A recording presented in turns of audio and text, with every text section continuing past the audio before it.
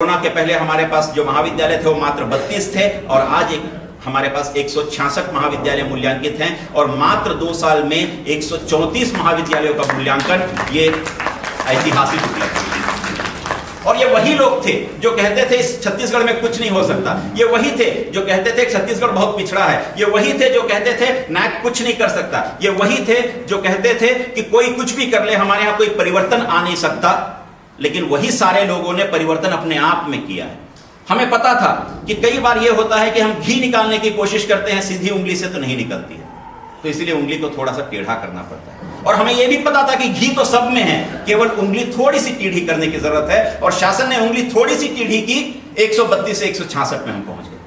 और मात्र हमारे पास 11 ऐसे महाविद्यालय हैं जो इस प्रोसेस में नहीं हैं। हो सकता है मार्च तक हमारे पूरे के पूरे महाविद्यालय जो है वो नैक से मूल्यांकित हो जाएंगे, जो छत्तीसगढ़ ही नहीं बल्कि पूरे भारत के लिए एक ऐतिहासिक उपलब्धि है, क्योंकि छत्तीसगढ़ सबसे नीचे था और आज छत्तीसगढ़ सबसे ऊपर है। और हर नैक का एक एक व्यक्ति, एक एक अधिकारी कहता है कि छत्तीसगढ़ में अचानक से ऐसी बयार क्या बही कि सारे के सारे महाविद्यालय, कल भी एक महाविद्यालय में गए थे, वीसी वहां के मेरे पुराने दोस्त हैं, उन्होंने कहा कि ये इतना ट्राइबल इलाके का महाविद्यालय, इतना छोटा महाविद्यालय, अंडर ग्रेजुएट महाविद्यालय, ये नैक के लिए कैसे चला गया और इसको कैसे प्रेरणा मिली कि ये नैक के लिए जाए।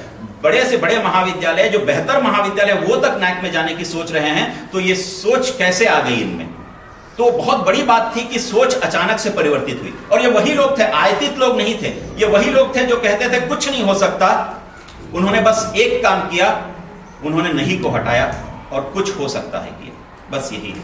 ये एक बहुत बड़ा परिवर्तन है जिसको उन्होंने किया था। और इसलिए क्वालिटी टारगेट में क्वालिटी पॉलिसी है, क्वालिटी ऑब्जेक्टिव है, ताकि वो आपको एक डायरेक्शन दे सके। इनिशिएटिव्स क्या लेने की जरूरत है। जो महाविद्यालय नैक से मूल्यांकित नहीं हुए हैं, जो महाविद्यालय नैक से मूल्यांकित हुए हैं, सबके लिए इनिशिएटिव लेने की जरूरत है। और इस इनिशिएटिव पे मैं आगे चल के एक एक पे बात करता हूं। सबसे पहला इनिशिएटिव है हमको एसआईपी। आपने एसआईपी प्रारंभ की होगी, सिस्टमैटिक इन्वेस्टमेंट प्लान, जिसमें आपने 5,000 या 10,000 हर महीना डालते हैं। आप ना जाने कितने सारे डिबेंचर्स आते हैं और न जाने कितनी कंपनीज हैं। तो क्यों नहीं हम अपना एसआईपी यहां से स्टार्ट करें।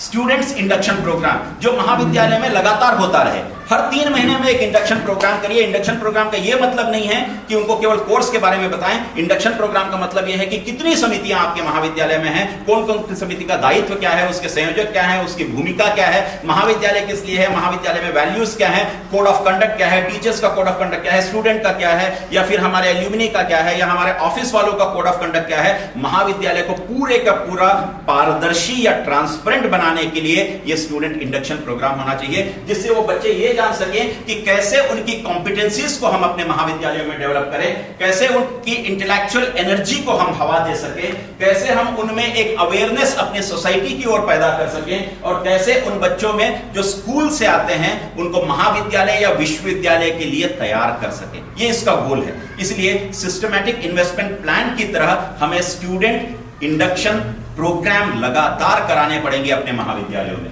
दूसरा है एलओसीएफ, जिसकी बात अब लगातार यूजीसी कर रही है, लर्निंग आउटकम करिकुलम फ्रेमवर्क। अब हमको एलओ पे बात करनी है। हमने पीओ पे बात कर ली, पीएसओ पे बात कर ली, सीओ पे बात कर ली, लेकिन हम बहुत कम बात कर पाते हैं एक पे, जो है एलओ, लर्निंग आउटकम। हमारा पूरा का पूरा करिकुलम लर्निंग आउटकम पे होना चाहिए कि उस डिग्री को, उस कोर्स को करने के बाद उस बच्चे में क्या चीजें होनी चाहिए, उसका आउटकम क्या होना चाहिए। तो इसके लिए हर इंस्टीट्यूशन को एक आउटकम बेस्ड बनाना होगा। जो संबद्ध महाविद्यालय है विश्वविद्यालय से, विश्वविद्यालय जो देता है, या सेंट्रल बोर्ड ऑफ स्टडीज जो अंडर ग्रेजुएट में हमको सिलेबस देती है, उसमें भी अब नए सिलेबस में ये एलओसीएफ लागू होकर अब अगले साल में आपको मिल जाएगा कि आपको हर एक महाविद्यालय, ये महाविद्यालय पीओ अलग लिखता था बीएससी का, ये महाविद्यालय अलग लिखता था, ये महाविद्यालय अलग लिखता था। अब सेंट्रल बोर्ड ऑफ स्टडीज ने पूरे पीओ, पीएसओ, सीओ को एक साथ बना के दिया है, तो सब महाविद्यालयों का पीओ, बीएससी का, बीए का, बीकॉम का एक जैसा होगा।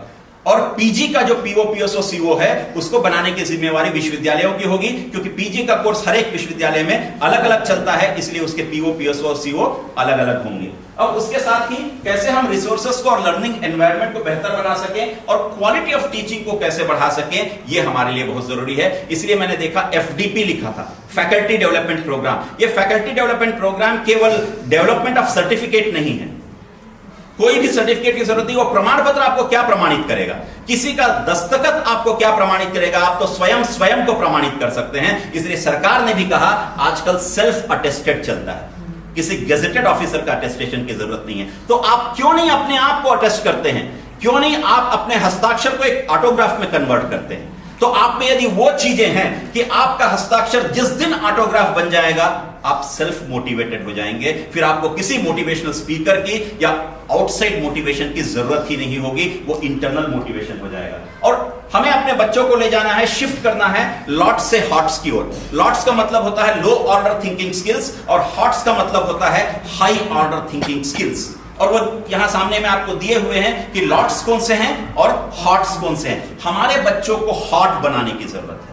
हॉट मतलब वो ऐसा हॉट केक जिसको हर कोई लेने के लिए तैयार हो। हमारा हर एक बच्चा अपने आप में ऐसा अलग हो कि जितनी कंपनीज आए वो कहें कि नहीं इस बच्चे को हमें लेना है, इस महाविद्यालय के बच्चे को लेना है, तो उस महाविद्यालय के बच्चे को हमें लॉट से लेके हॉट्स तक ले जाना है। लॉट्स ऑफ स्टूडेंट्स हमारे पास हैं, उन सारे लॉट्स ऑफ स्टूडेंट्स को कैसे हम हॉट्स स्टूडेंट्स में कन्वर्ट करें वो हमारे लिए सबसे जरूरी है। और इसीलिए लर्निंग आउटकम को यदि आप लेते हैं तो ये हमारा आउटकम जो है विजन मिशन के साथ होता है, और ये फिर टीचिंग लर्निंग के हमारे पूरे सिस्टम में होता है, टीचिंग मेथोडोलॉजी की ओर ले जाता है। फिर उसके बाद हमारा असेसमेंट और इवैल्यूएशन का प्रोसेस है, और उससे आगे आते हैं तो इंप्रूवमेंट है, अपडेट की बात करता है, अपग्रेड की बात करता है, अपलिफ्ट की बात करता है, और उसके बाद वो कहता है फिर उसी पे आ जाता है। तो पूरे साइकिल को यदि आप देखते हैं तो ये PDCA साइकिल है जिसमें हमें प्लान करने की जरूरत है, डी में डू करने की जरूरत है, सी में फिर वो जो हमने किया है उसको चेक करने की जरूरत है कि सही हुआ कि गलत हुआ, कितना सही कितना गलत, स्वॉट एनालिसिस करने की जरूरत है, और उसके बाद हमें फिर उस पर एक्ट करने की जरूरत है। और जब एक्ट कर लेंगे तो फिर एक बार हमको प्लान करने की जरूरत है।